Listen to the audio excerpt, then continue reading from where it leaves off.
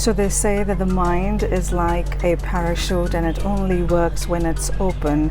And so opening my mind and being on a pesto roll, I thought I'd make this super simple recipe with a twist of करी पत्ता pesto आलू बैंगन सब्जी। वैसे तो हम यूजुअली करी पत्ता को तड़के के लिए यूज़ करते हैं, पर इस रेसिपी में हम उससे पेस्टो बनाएंगे, इन इटालियन काइंड ऑफ पेस्टो, और उस पेस्टो से हम बनाएंगे सब्जी जो सुपर सिंपल और सुपर डिलिशियस होगी। That's right, we're going to combine concept from the Italian cuisine, which is making a pesto, and we're making it our own, that is making it Indian by making the curry patta pesto. I like taking the concept from one cuisine and then improvising it to my own roots, and this is just an example of that. And you don't have to sweat if you don't have Parmesan cheese to make the pesto. You can totally make a cheeseless pesto. So let's get started. So to make the pesto, first let's get the curry leaves, and if you're lucky like me and you have your own Miss Curryappa, then get it from your own plant. Some nuts of your choice. I'm using mungfali or peanuts, garlic, Parmesan cheese, oil enough so as to blend it, and there we have the pesto ready. And pestos are such an important part of smart cooking because these are ready sauces that are available in your fridge and ready to cook whenever you are. So I'd like to repeat that if you don't have the Parmesan cheese, then don't worry about it. You can make a pesto minus the cheese and it'll be just as delicious.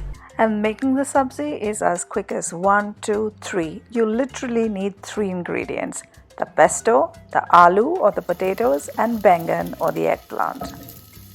And just to eat less aloo, I always try to add less of it and more of the baingan. Now, baingan is just like a sponge and it'll absorb any amount of oil that you add to it. So the best way that I find to cook it is just add a little oil and then add salt and then cover and cook it, so that way it cooks in the steam and doesn't take as much oil at all. And remember, we're just adding a whisper of salt because the pesto has salt in it already as well.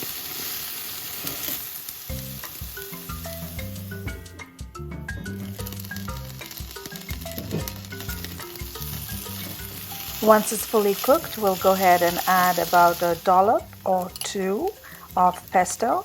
And we're adding the pesto last because we don't want it to burn. We'll mix everything well and then cover and let the flavors marry, and then you're finally done. This delicious sabzi is ready to be had with roti or rice or whatever you prefer.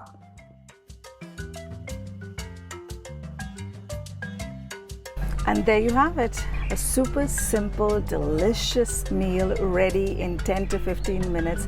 That's all it takes.